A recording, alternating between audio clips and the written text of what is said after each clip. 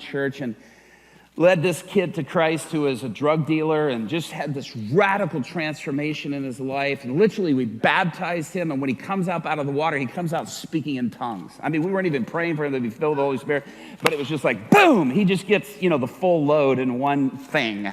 I was a little jealous because that's not how it happened for me, but it was so cool. And I remember this one, Christian who had been a Christian for a while steps over to him and says, "Young man, let me explain something to you.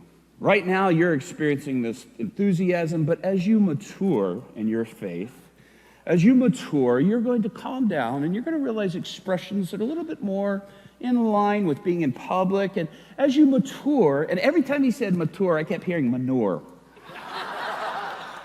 And I'm sitting here going, yeah, I'm sort of hearing that you're just sort of releasing manure to this guy. There's not a maturity in what you're saying at all, but there's sort of this release of manure. And what happens is what happened with that person. He lost his spark.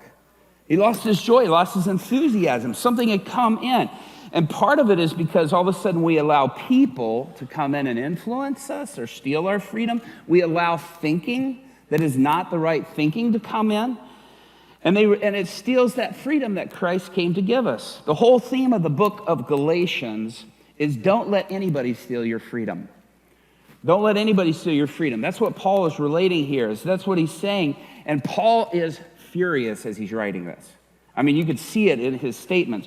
Paul, he had started the church in Galatia, and after he left, a group of people came in and began to say, that they were Christ followers, but they started bringing in restrictions and started bringing in these rules and regulations. And what happened is as they set that up, all of a sudden, things started to shift. And Paul was upset when he said this, Galatians 5:1, "Christ has set us free to live a free life. So take your stand. Never again let anyone put a harness of slavery on you." Don't let anybody put a harness of slavery on you again. Don't move into this place of feeling like measurements. Now, we're going to talk about